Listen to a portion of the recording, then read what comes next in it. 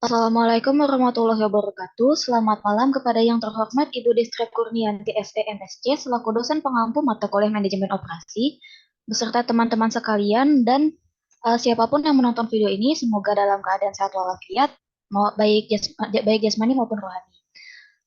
Pada kesempatan kali ini kami dari kelompok 10 akan mempresentasikan tentang maintenance and reliability. Di kelompok 10 ini, kami terdiri dari saya sendiri, Anissa Rosa Aulia, beserta teman-teman saya yaitu Edith Tirin Katarina, Gita Safitri, dan Safitri Eka Lestari.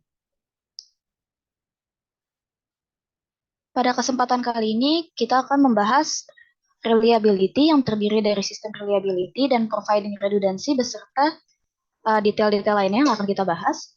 Lalu maintenance, termasuk implementing preventive maintenance, increasing repair capabilities, autonomous maintenance. Dan yang terakhir ada total productive maintenance.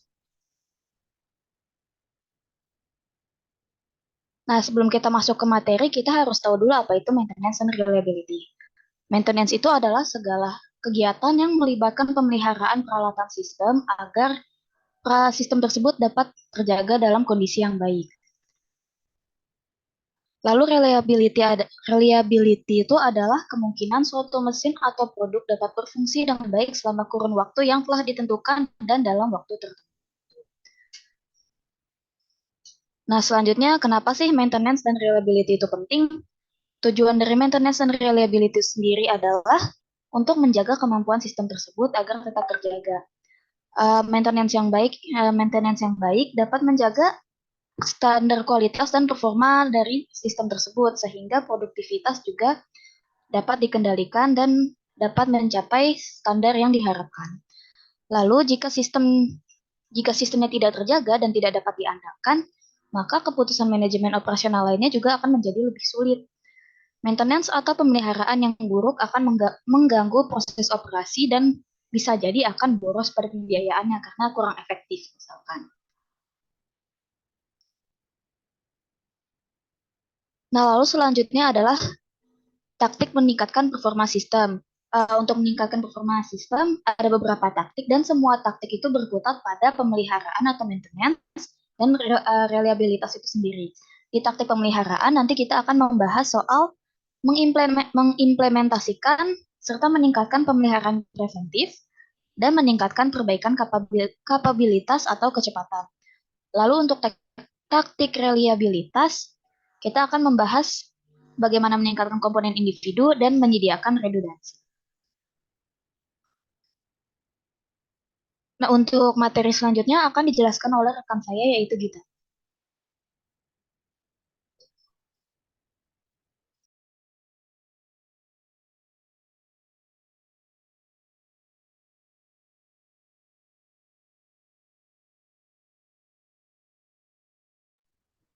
Oke, terima kasih Asa. Selanjutnya saya akan membahas mengenai sistem reliability atau di dalam bahasa Indonesia itu reliabilitas artinya adalah kehandalan.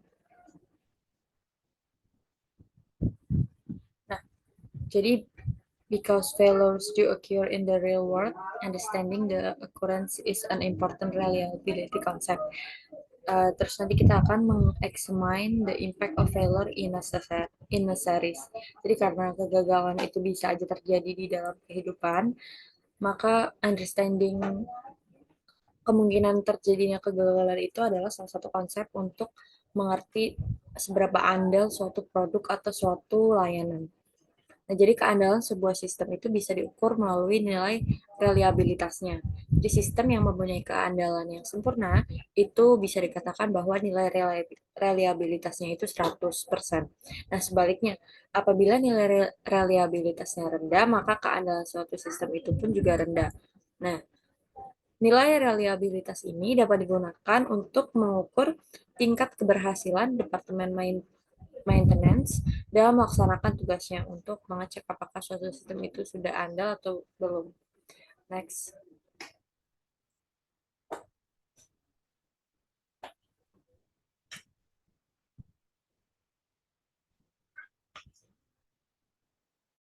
Boleh next slide.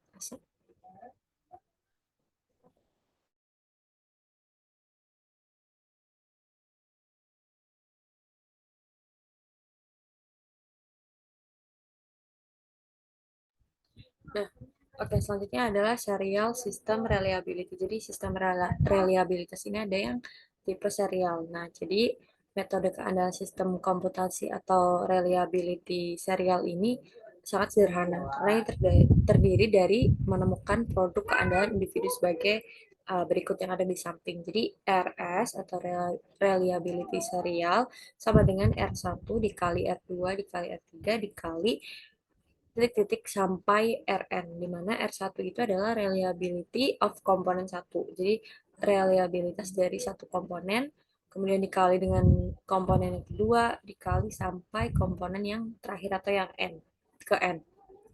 Nah, persamaan ini mengasumsikan bahwa keandalan komponen individu itu tidak bergantung pada keandalan komponen lain. Jadi, dalam serial sistem reliability ini, komponen dianggap independen atau bisa berdiri sendiri, jadi tidak saling bergantung. Nah, selain itu, dalam persamaan ini juga, seperti banyak pembahasan mengenai reliabilitas, bahwa reliabilitas ini disajikan sebagai probabilitas atau peluang. Maksudnya apa? Maksudnya adalah ketika reliabilitas 0,90 berarti bahwa unit tersebut akan bekerja dengan maksimal, keandalannya adalah 90% dari waktu. Nah, ini juga berarti karena reliabilitas disajikan sebagai probabilitas atau peluang, maka akan ada peluang gagalnya juga. Caranya adalah dengan mengurangkan satu dikurangi dengan probabilitas berhasilnya yaitu 0,90. Jadi peluang gagalnya, probabilitas gagalnya adalah 0,10 atau 10% dari waktu. Nah, kita dapat menggunakan metode ini untuk mengevaluasi keandalan suatu layanan atau produk melalui serial sistem reliability. Next slide.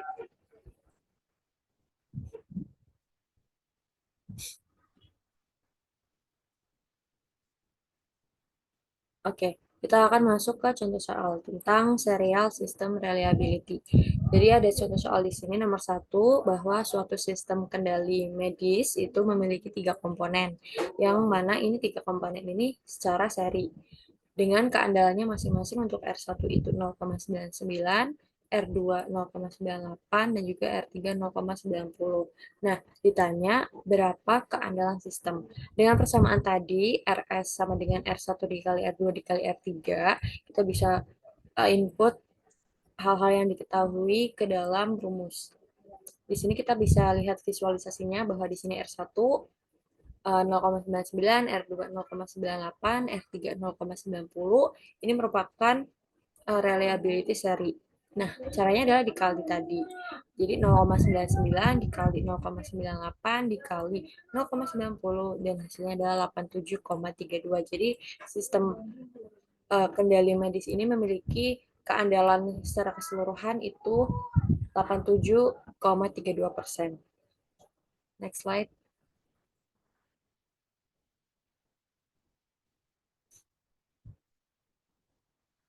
Nah, berikut adalah contoh yang kedua. Masih sama, seperti menggunakan konsep yang satu-satu. Jadi tinggal disesuaikan dengan apa yang diminta di soal dan persamaan yang sesuai dengan soal. Di sini ada contohnya yaitu National Bank of Greeley, Colorado memproses aplikasi pinjaman. Nah, melalui 3 juru tulis dengan masing-masing memeriksa bagian aplikasi yang berbeda secara berurutan. Reliabilitasnya itu 0,90, 0,80, dan juga 0,99. Nah, ditanya bagaimana jika ingin menemukan keandalan suatu sistem ini. Nah, caranya sama, R1-nya itu 0,90, R2-nya 0,80, dan juga R3-nya 0,99. Dikalikan dapat hasil 0,713. Nah, dijadikan persen, maka reliabilitas serial ini adalah untuk National Bank of Greeley, Colorado adalah 71,3%. Next slide.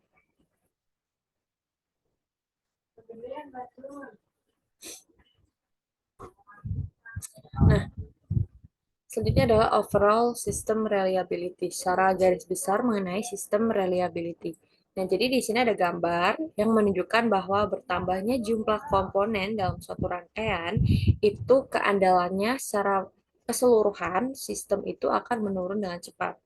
Jadi bisa dilihat bahwa penjelasannya adalah suatu sistem dengan komponennya berjumlah N50, bagian yang saling berinteraksi, masing-masing itu memiliki reliability atau reliabilitas atau keandalan 99,5%. Tapi secara keseluruhannya, sistem ini memiliki keandalan atau reliabilitas 78%. Nah, contoh yang selanjutnya adalah jika sistem atau mesin memiliki bagian komponennya itu berjumlah 100 komponen yang berinteraksi satu sama lain dengan masing-masing komponennya itu memiliki keandalan 99,5%, tapi dia akan memiliki keandalan keseluruhan hanya sekitar 60%. Jadi ketika jumlah komponen dalam satu rangkaian itu makin banyak, makin gede, kayak di sini kan 50, terus yang kedua itu jumlahnya 100. Nah, maka keseluruhan dari keandalan suatu sistem secara menyeluruh tersebut itu akan sangat berbeda, dan perbedaannya itu adalah menurun. Jadi di atas kan kita punya 50 bagian dengan keseluruhan keandalannya itu 78%. Di bawah karena komponennya berjumlah 100 bagian, maka keandalan keseluruhannya hanya sekitar 60%, meskipun masing-masing keandalan itu memiliki angka reliabilitas yang sama. Nah, untuk penjelasannya lebih lanjut bisa dilihat pada gambar. Kita bisa lihat untuk nomor 1 yang paling atas dengan komponen berjumlah 1 dengan average reliability of each component. Jadi komponen masing-masing di dalam sistem tersebut itu persenannya kecil, dia akan memiliki tetap akan memiliki keseluruhan yang besar karena jumlah komponennya itu sedikit dan tidak bertambah.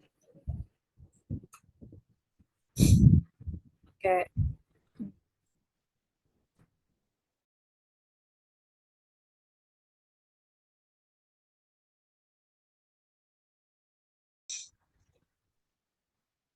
Oke, itulah penjelasan mengenai overall system reliability yang dapat disimak kembali melalui gambar berikut.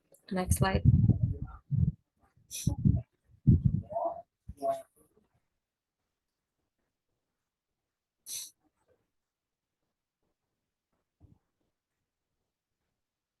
Nah, oke, selanjutnya adalah kita masuk ke contoh yang selanjutnya.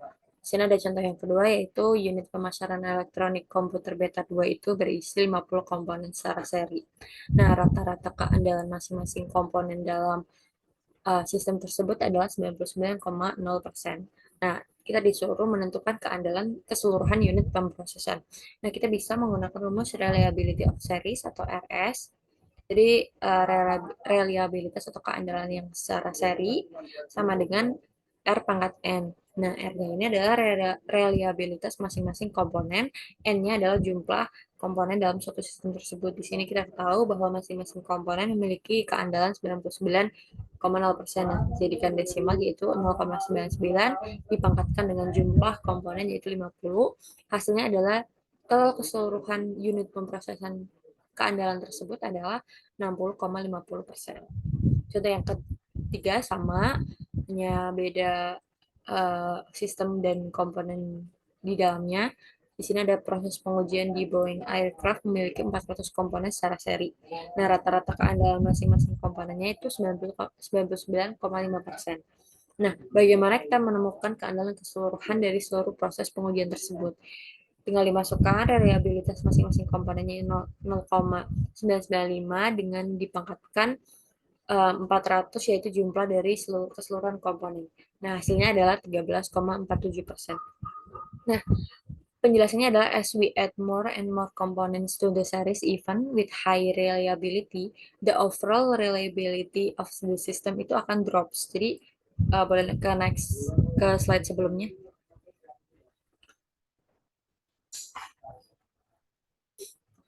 Jadi ini selaras dengan penjelasan yang di sini. Jadi ketika bertambahnya jumlah komponen dalam suatu rangkaian, keandalan seluruh sistem itu akan menurun dengan sangat cepat meskipun masing-masing komponennya itu memiliki reliabilitas yang tinggi. Tapi kalau misalnya jumlah komponennya lebih banyak, pasti keseluruhan reliabilitasnya akan menurun.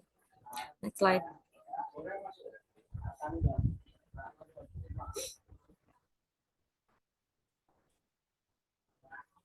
Oke, next lagi.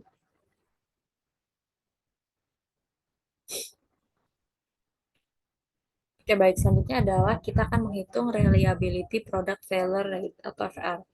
Jadi perusahaan yang memproduksi peralatan berteknologi yang tinggi itu sering memberikan data tingkat kegagalan pada produk mereka. Nah, FR ini, FR persen ya, adalah the failure rate measure the percent of failure among the total number of the product test. Jadi menghitung seberapa persen kegagalan di tengah-tengah total number of product test. Jadi berapa banyak produk yang dites. Nah, rumusnya ada di sebelahnya yaitu FR number of failures dibagi dengan number of unit test.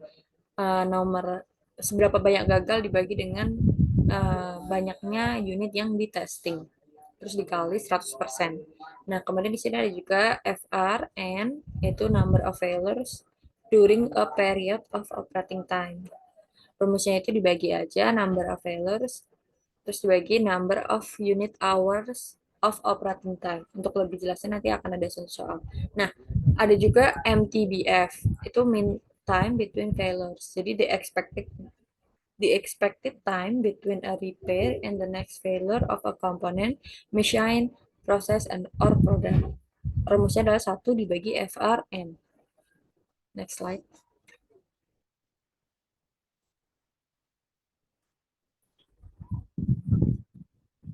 Nah, berikut adalah contoh untuk menghitung product failure rate. Nah, jadi ada 20 sistem AC yang dirancang yang digunakan oleh astronot di pesawat ruang angkasa Soyuz Rusia yang dioperasikan selama 1000 jam di fasilitas uji Rusia.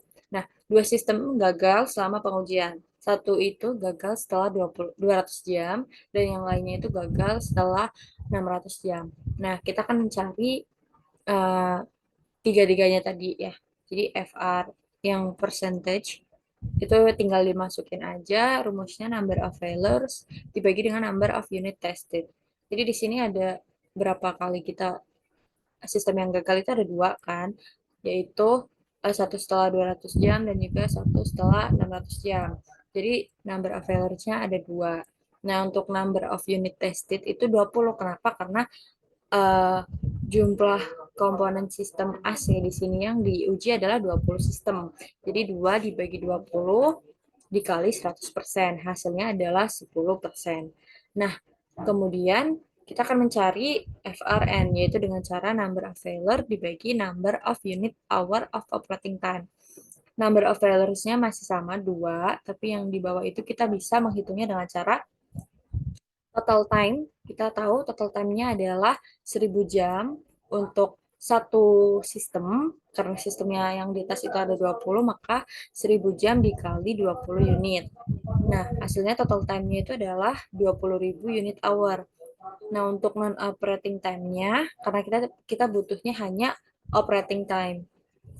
Non-operating time-nya caranya adalah karena yang tadi selama 1000 jam itu setelah 200 jam itu dia gagal.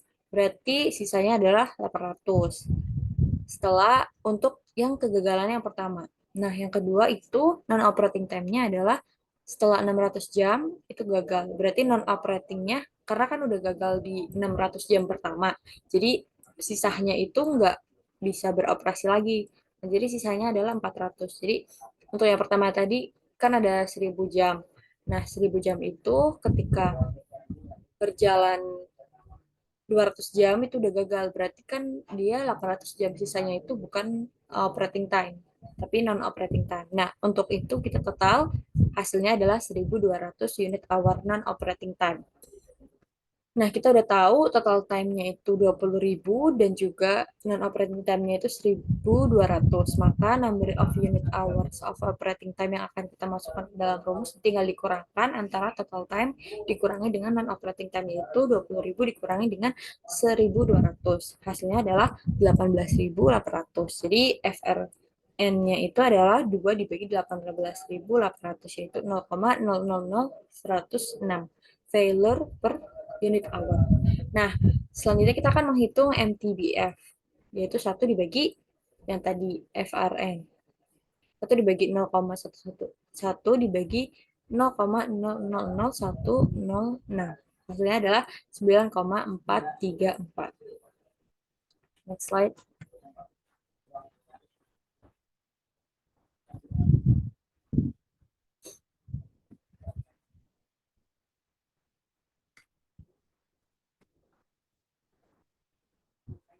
Oke, selanjutnya kita akan membahas providing redundancy. Jadi kita akan masukkan apa sih itu redundancy.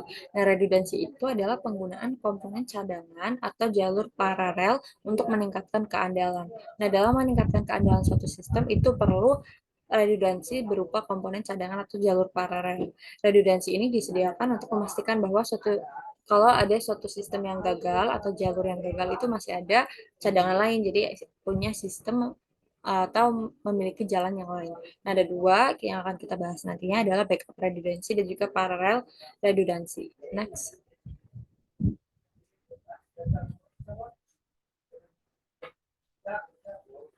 Oke, yang pertama adalah backup redundancy. Jadi artinya adalah cadangan redundansi. Diasumsikan bahwa keandalan komponen itu misalnya ada komponen 0,80. Nah, kemudian kami mencadangkannya dengan komponen lain dengan keandalan 0,75. Jadi ada suatu sistem atau komponen itu dengan memiliki reliability yang 0,80 dicadangkan atau punya backupan komponen lain dengan keandalan yang lebih rendah yaitu 0,75. Nah, keandalan yang dihasilkan adalah kita akan menghitung keandalan dua komponen tersebut. Adalah dari probabilitas komponen pertama bekerja ditambah dengan probabilitas komponen cadangan kedua bekerja dikalikan dengan probabilitas seberapa butuh untuk menggunakan komponen cadangan kedua. Nah, probabilitas tersebut adalah 1 dikurangi 0,8 sama dengan 0,2. Untuk rumusnya bisa dilihat di bawah ini, yaitu probability of first component working plus probability of second component working multiplied by probability of needing second component. Untuk lebih jelasnya akan ada contoh soal. Next slide. Oke, berikut adalah contoh soal dari backup redundancy. Ada di pertanyaan sebelumnya. Jadi tadi kan ada National Bank of Greeley, Colorado itu yang di reliability seri sebelumnya. Nah, Bank Nasional ini itu merasa terganggu karena proses pengajuan pinjamannya itu hanya memiliki reliability 0,713 dan ingin memperbaiki situasi. Nah, di sini kita bisa menghitung R1 dan R2 itu komponen yang akan digunakan dan juga nanti BKP-nya adalah sebagai berikut. R1 itu 0,90, R2-nya 0,80. Nah, dari dua komponen itu reliability-nya atau keandalannya itu 0,99 dengan cara mengalikannya. Nah, rumusnya adalah probability yang pertama 0,90 ditambah dengan 0,90 dikalikan 1,0,9 dikali lagi dengan yang kedua, komponen kedua 0,80 ditambah 0,80 dikurangi dengan kebutuhan seberapa butuh komponen kedua itu akan digunakan yaitu peluang gagalnya 0,1 dikurangi 0,8 dikali 0,99 dari kedua komponen tersebut. Nah, kemudian dihitung hasilnya 0,99 dikali 0,96 dikali 0,99. Hasilnya adalah 0,94. Next slide.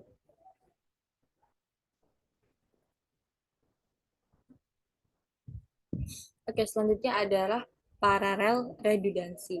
Nah, jadi redundancy paralel ini adalah cara lain untuk meningkatkan keandalan dengan menyediakan jalur secara paralel. Jadi dalam sistem paralel ini, jalur itu diasumsikan independen. Oleh karena itu, kesusahan jalur lain memungkinkan sistem bekerja. Nah, nanti kita akan menentukan keandalan proses dengan 3 jalur paralel. Oke, berikut adalah contoh dari paralel redundancy. Jadi ada desain iPad baru itu lebih andal karena uh, reliabilitasnya mungkin lebih bagus. Nah, karena kita bisa lihat lebih andal itu bagaimana pada rangkaian paralel yang ditujukan pada gambar di samping. Nah, ditanya berapa reliabilitasnya atau berapa keandalannya. Jadi yang pertama, kita lihat gambarnya di sini ada R1 0,95, R2-nya itu 0,975, R3-nya 0,975, R4-nya 0,95. Nah, untuk yang pertama, kita harus identify the reliability of each path, then compute the likelihood of needing additional paths. Kemudian finally subtract the product of this failure from one. Jadi pertama kita harus tahu dulu reliability untuk yang di tengah-tengah, middle path, yang rangkaian seri, yang lurus. Yaitu R2 dan juga R3. R2 itu 0,975, R3 itu 0,975. Nah, dikali hasilnya 0,9506. Nah, kemudian karena kita udah tahu hasil tersebut, kita akan determine the probability of failure of all three paths. Jadi, kita akan mencari probabilitas atau peluang gagalnya dari masing-masing jalur tersebut. Jadi, di sini kita tahu R1 itu 0,95. Itu probabilitas keandalannya. Maka probabilitas kegagalannya ada 1 kurangi 0,95. Begitu juga dengan yang tengah, karena yang middle itu kita sudah multiply atau udah kita kalikan, jadi cuma tinggal 1. Probabilitas gagalnya itu 1 dikurangi 0,9506, bukan lagi 0,975 untuk R2 dan R3, tapi digabungkan antara dua komponen tersebut. Dan yang terakhir adalah dikali dengan yang R4, yaitu 1 dikurangi 0,95. Dapat hasil 0,0012. Nah, kemudian the reliability of new design itu adalah 1 dikurangi dengan probability of failure-nya. Jadi dari semua desain paralel ini, yang ada 4 ini, itu kan desain apa namanya, untuk semuanya. Jadi kita akan mengurangkan dengan, jadi desain apa namanya 0,00012 itu adalah peluang gagalnya. Maka kita akan mencari peluang berhasilnya atau keandalannya dari semua sistem itu. Jadi 1 dikurangi probability atau peluang gagal dari 4 komponen itu dengan cara 1 kurang 0,0012, yaitu didapatkan reliabilitas dari desain iPad yang baru itu adalah 0,99988. Nah, manajer ini sering menggunakan kombinasi komponen cadangan atau jalur paralel untuk meningkatkan keandalan suatu sistem atau layanan. Next slide.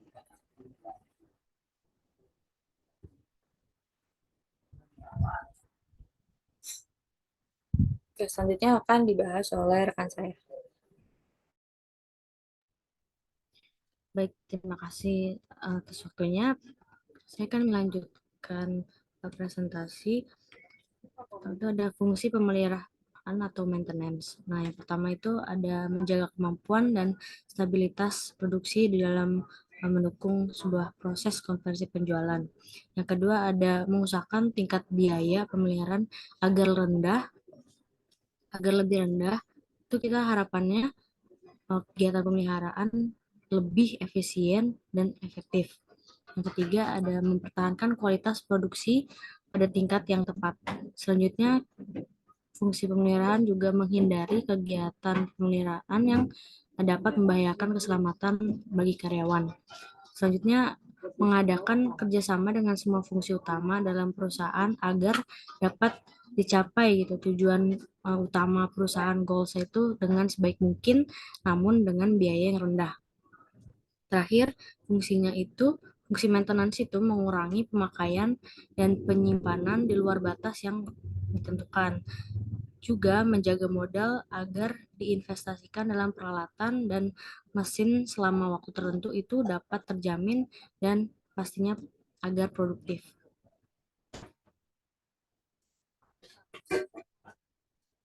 Nah, maintenance itu kan dibagi menjadi dua. Yang pertama itu pemeliharaan, pencegahan atau preventive maintenance. Nah, preventive maintenance itu adalah mencakup pelaksanaan inspeksi rutin dan perbaikan serta menjaga tempat fasilitas dengan melakukan perbaikan yang tepat. Aktivitas ini untuk membangun suatu sistem yang akan menemukan kegagalan potensial dan melakukan perubahan atau perbaikan yang dapat mencegah terjadinya kegagalan. Sedangkan yang jenis kedua itu ada pemeliharaan kerusakan atau breakdown maintenance. Nah, pemeliharaan kerusakan ini terjadi ketika perlengkapan mengalami kegagalan dan harus diperbaiki berdasarkan pada keadaan darurat atau prioritas. Jadi kalau yang breakdown ini rusak dulu baru dibenerin, sedangkan kalau pencegahan itu kita sebelum rusak itu kita wajib ngecek ke maintenance dulu.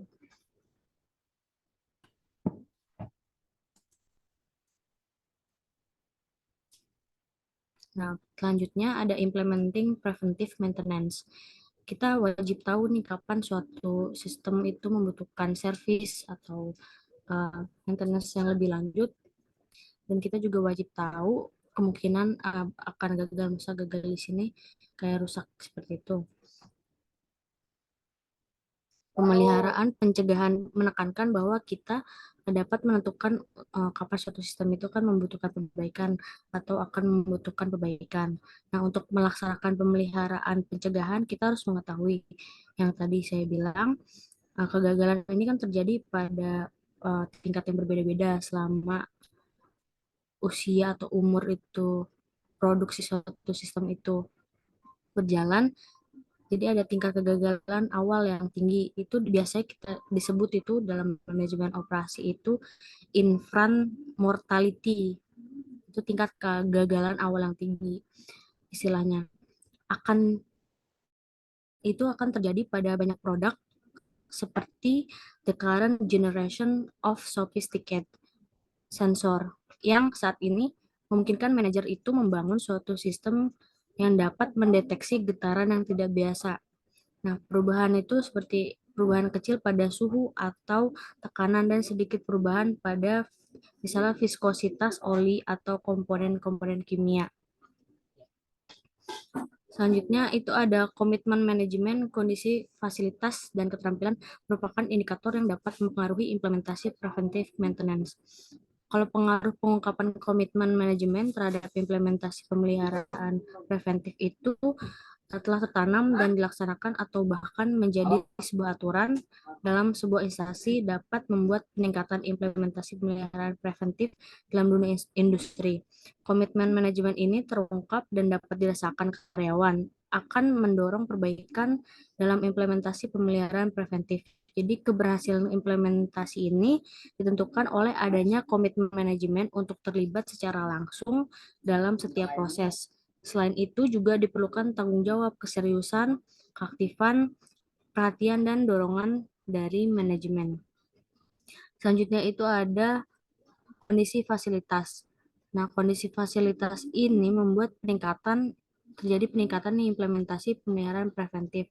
Tersedianya seperti sumber daya pendukung, sistem yang kompatibel, dan akses ke fasilitas sistem proses membuat kegiatan pemeliharaan dapat berjalan dengan baik. Nah, adanya fasilitas juga menambah semakin baik dan akan membuat pelaksanaan pemeliharaan preventif ini semakin tinggi juga keberhasilannya. Peran pengawas itu penting di sini, sehingga hasil pelaksanaan nanti sesuai dengan target sasaran yang ingin dicapai. Nah, hal itu juga akan semakin baik jika perusahaan menyediakan sumber daya pendukung yang lengkap, sistem yang kompatibel, fasilitas yang cukup, dengan akses penuh pada proses pemeliharaan preventif. Jadi ini sangat menjadikan indikator yang berpengaruh. Selanjutnya itu yang indikator yang ketiga ada keterampilan. Nah, keterampilan ini kan modal dasar ya untuk meningkatkan implementasi pemeliharaan preventif. Jadi karyawan yang terampil di bidang pemeliharaan, karyawan yang kompeten dengan keterampilan teknis yang sesuai dan pengetahuan luas, serta dia nggak bosan-bosan gitu terus mengembangkan diri, akan membuat implementasi pemeliharaan ini akan semakin baik. Nah, keberadaan staf pemeliharaan menjadi begitu penting di antara yang lainnya karena pengaruhnya yang sangat kuat. Oleh karena itu, kompetensi, keterampilan, teknis, pengetahuan, dan pola pikir karyawan hendaknya terus ditingkatkan dari waktu ke waktu. Jadi kalau karyawannya terampil juga pasti akan meningkatkan implementing preventive maintenance ini. Terakhir, pelaporan dan pencatatan yang baik dapat membantu keputusan kapan pemeliharaan preventif harus dilakukan. Jadi kalau teknik pelaporan yang tepat, perusahaan dapat mempertahankan catatan mengenai proses individual, mesin, atau perlengkapan. Nah, catatan ini akan memberikan suatu profit atau gambaran atas kedua jenis pemeliharaan yang dibutuhkan dan pemeliharaan waktu yang diperlukan. Mempertahankan catatan lalu atas perlengkapan ini juga sebagai bagian yang penting dalam suatu sistem pemeliharaan dalam mencegah untuk catatan ini mencegah kalau misalkan ada waktu dan biaya untuk melakukan perbaikan. Nah, catatan ini akan memberikan informasi mengenai kumpulan data, perlengkapan, dan para pemasok. Nah, selanjutnya ada pemeliharaan komputerisasi sistem. Keandalan dan pemeliharaan merupakan hal penting yang sebagian besar sistem manajemen pemeliharaan saat ini telah terkomputerisasi.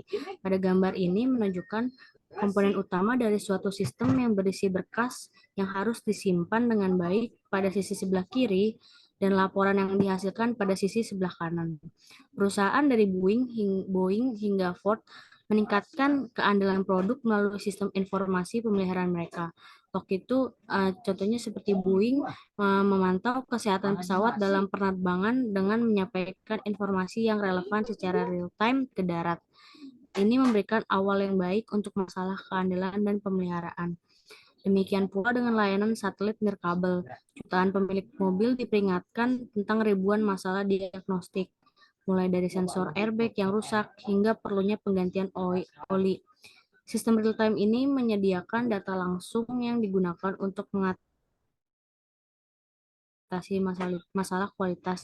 Bahkan sebelum pelanggan menyadari adanya masalah, teknologi ini, komputerisasi, itu berguna ketika menemukan permasalahan lebih awal dan dapat menghemat biaya garansi.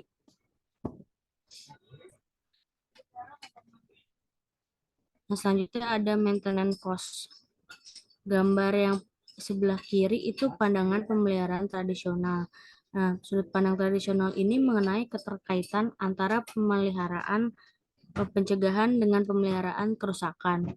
Kalau dari sudut pandang ini, para manajer operasional itu mempertimbangkan keseimbangan antar kedua biaya. Jadi mengalokasikan lebih banyak sumber daya untuk melakukan pemeliharaan pencegahan. Akan menurunkan jumlah kerusakan. Dia berharap kalau misalkan pemeliharaan pencegahan itu lebih banyak sumber dayanya, pasti akan menurunkan jumlah kerusakan. Namun pada beberapa poin, penurunan dalam biaya pemeliharaan kerusakan akan lebih rendah daripada peningkatan dalam biaya pemeliharaan pencegahan. Pada poin tersebut, kurva total biaya mulai naik. Jadi kurva total biaya mulai naik, jarang mempertimbangkan biaya keseluruhan atas kerusakan. Jadi banyak biaya yang diabaikan karena secara tidak langsung biaya itu nggak terkait dengan kerusakan yang terjadi. Kalau sebelah kanan itu ada pandangan pemeliharaan biaya penuh. Kalau misalkan yang sebelah kiri kan biaya persediaan dipertahankan untuk mengkompensasi downtime, biasanya tidak dipertimbangkan. Selain itu downtime dapat berdampak buruk pada keselamatan dan moral karyawan. Juga karyawan juga mungkin mulai percaya bahwa kinerja sesuai standar dan pemeliharaan peralatan tidak penting gitu. Terakhir, downtime berdampak buruk pada jadwal pengiriman, menghancurkan hubungan pelanggan dan penjualan di masa depan.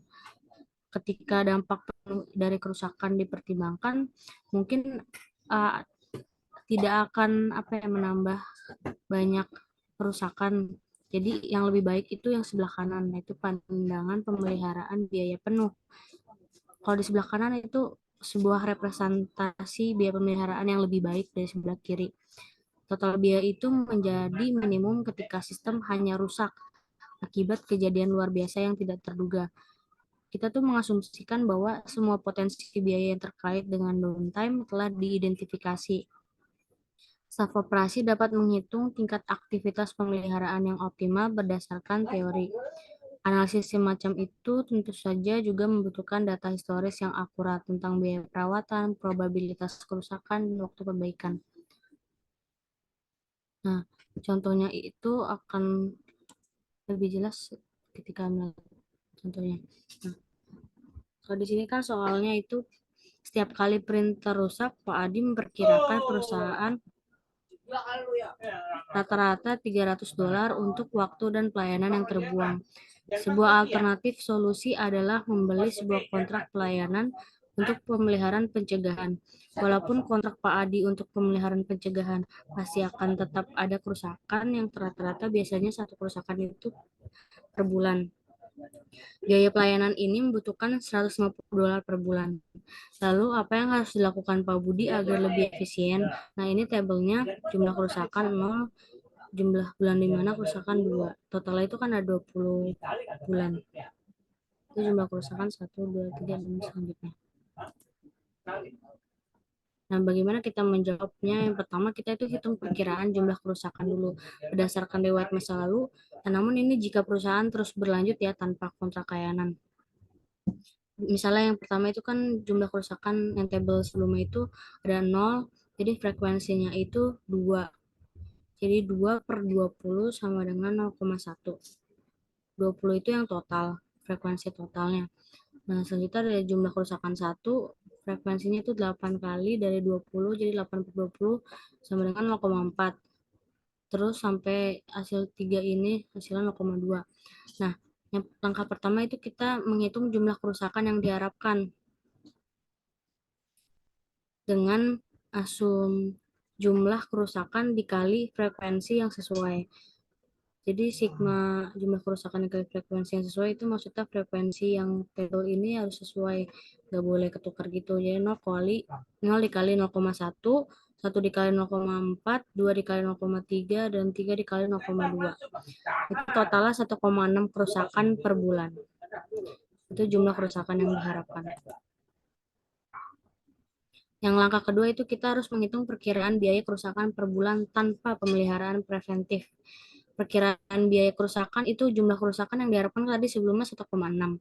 Nah, biaya per kerusakan itu $300 dari sini. Dari 300 itu kehilangan rata-rata 300 untuk waktu dan pelayanan yang terbuang. Karena kan printer rusak, jadi tuh Padi rugi kan, rugi waktu dan pelayanan juga, dan servis juga terbuang. Itu rata-ratanya $300. Jadi dimasukin di sini kali biaya per kerusakan $300 kali 1,6 sama dengan $480 per bulan. Ini tanpa pemeliharaan preventif. Nah, kalau kita langkah ketiga itu kita hitung biaya pemeliharaan preventif. Caranya biaya perkiraan kerusakan jika kontrak layanan ditandatangani. Jadi kan sebelumnya itu nggak pakai kontrak, kalau sekarang pakai kontrak ditambah kan karena pelayanan kontrak itu pasti ada biaya, jadi sehingga ditambah biaya layanan kontrak. Nah, jadi satu kerusakan pasti kan kalau sistem itu pasti ada kerusakan gitu walaupun satu per bulan. Jadi di sini masukkan satu kerusakan per bulan itu dikali 300 di mana yang tadi harga rata-rata biaya rata-rata kerusakan kerugian itu yang ditambah 150.000 per bulan itu biaya layanan kontrak dari soal. Nah, sama dengan $450 per bulan. Jadi dibandingkan dengan yang kedua ini kan tentu lebih murah yang memakai biaya layanan kontrak dong, kan $450 daripada $480. Sehingga dengan alternatif ini menyewa perusahaan servis itu lebih efisien dengan menandatangani layanan kontrak, itu lebih efisien dibanding tidak tidak memakai layanan kontrak.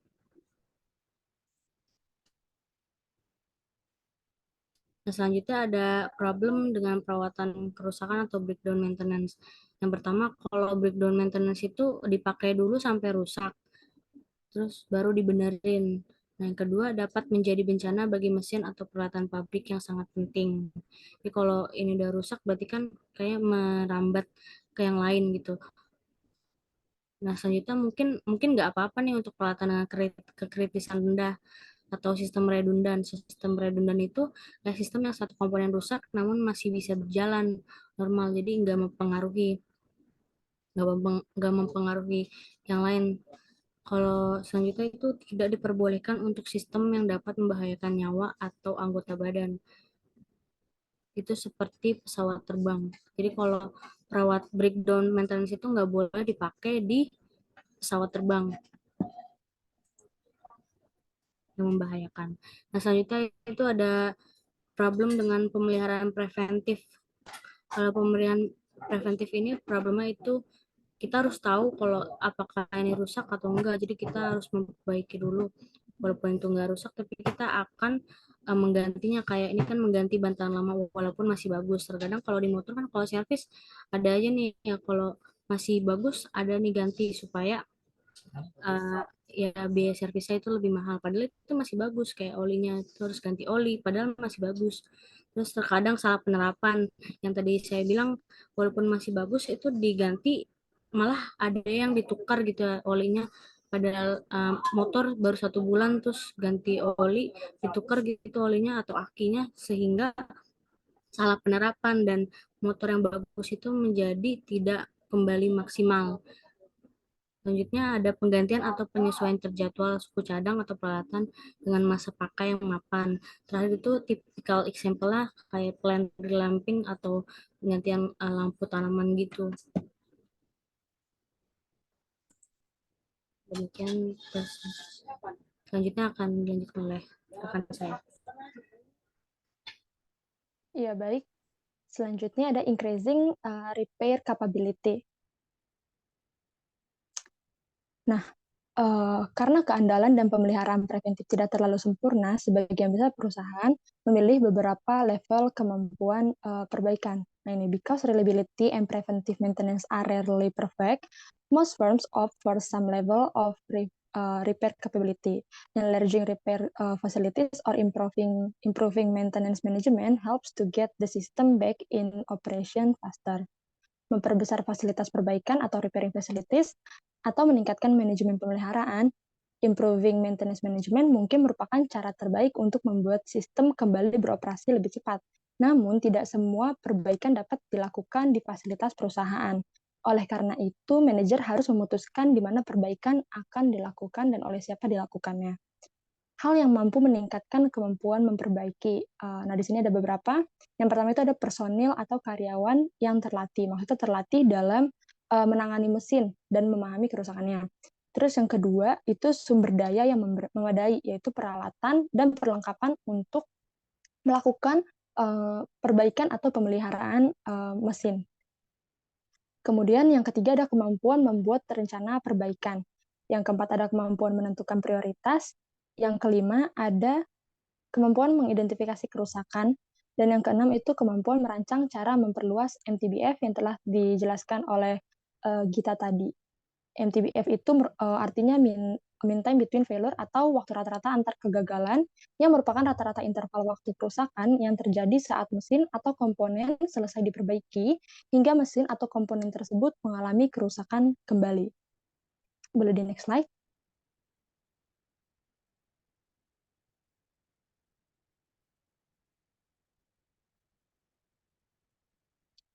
Nah, kebijakan dan teknik perawatan preventif atau pencegahan yang mencakup penekanan pada karyawan yang bertanggung jawab untuk mengamati, memeriksa, menyesuaikan, dan membersihkan, dan memberitahu atas peralatan pemeliharaan, yang mana kebijakan tersebut sejalan dengan keunggulan pemberdayaan karyawan.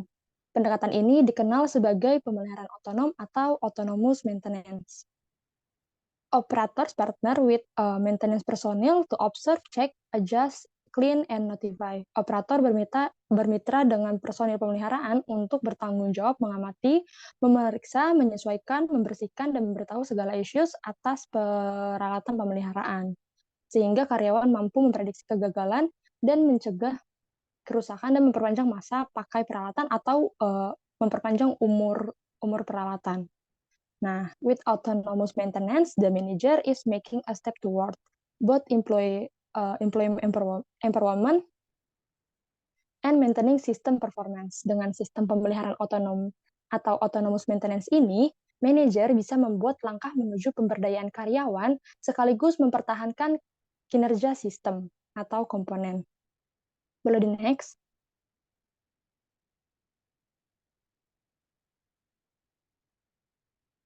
Nah, seperti yang disebutkan sebelumnya, karena perbaikan tidak selalu bisa hanya menggunakan fasilitas perusahaan, maka manajer harus menentukan di mana dan bagaimana perbaikan akan dilakukan.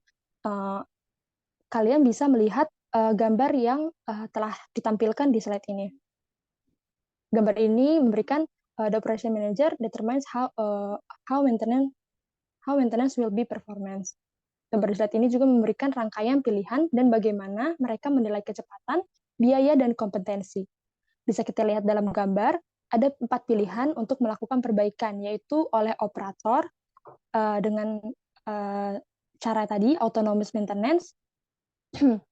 Kemudian ada dilakukan oleh maintenance department atau departemen pemeliharaan, kemudian dilakukan oleh manufacturers field service. Nah, ini biasanya maksudnya memanggil tukang servis atau perusahaan servis. Contohnya kayak kalau pemakaian pribadi kita biasa manggil tukang servis air, servis AC gitu-gitu kan, tukang bersihin AC pun ada gitu. Nah, sama untuk perusahaan besar pun ada perusahaan khusus yang memberikan jasa untuk memperbaiki atau memelihara mesin-mesin perusahaan tersebut. Nah, yang terakhir ada depot service atau dengan sistem return equipment. Jadi, peralatan atau perlengkapan yang rusak itu dikembalikan ke perusahaan penyedianya gitu. Nah, semakin ke kanan, kompetensi pekerjaan perbaikan semakin meningkat. Tetapi pada saat yang sama, meningkatkan biaya dan waktu penggantian. Dan semakin ke kiri, itu increasing operator ownership. Jadi, tingkat pemberdayaan karyawan dalam pemeliharaan atau autonomous maintenance ini akan semakin meningkat. Poin plusnya adalah waktu yang dibutuhkan sedikit dan tidak membutuhkan biaya perbaikan yang banyak. Tapi tentu saja kualitas perbaikannya tidak terlalu bagus, tidak seperti yang dilakukan oleh manufacturer field service, karena orang yang mengerjakannya pun tidak terlalu profesional dan hanya mengandalkan kompetensi yang dia miliki gitu. Boleh di next?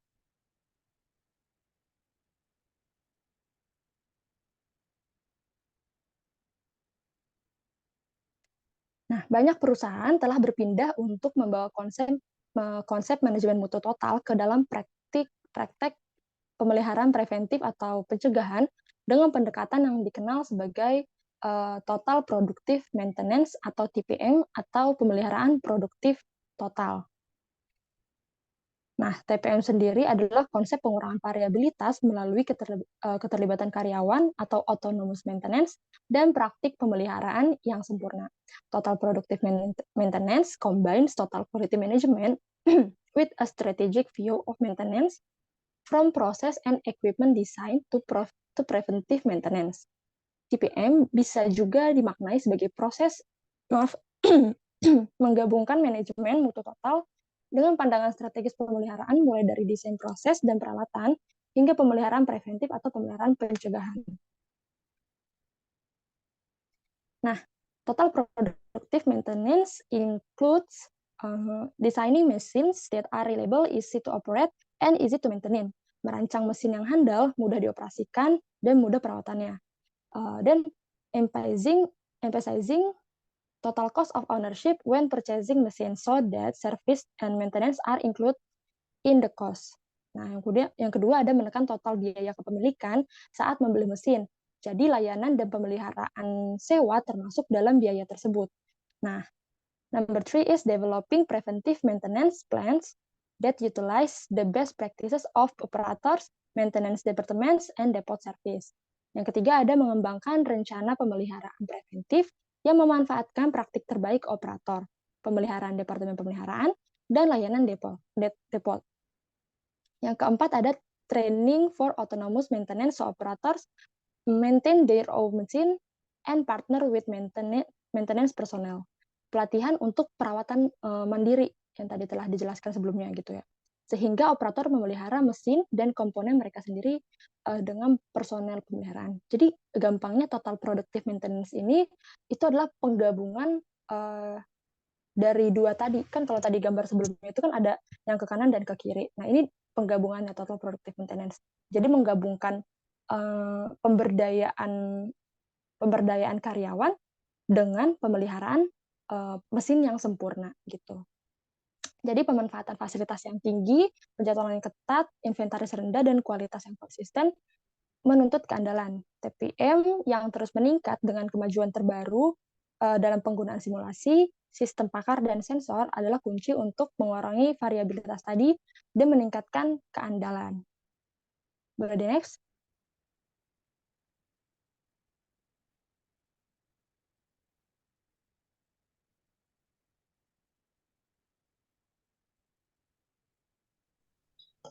Iya, demikian yang dapat kami sampaikan pada presentasi kali ini tentang maintenance dan reliability. Terima kasih bagi teman-teman yang telah menyimak, semoga dapat dipahami dan bermanfaat. Kurang lebihnya mohon maaf, sekian dari kami kelompok 10. Wassalamualaikum warahmatullahi wabarakatuh.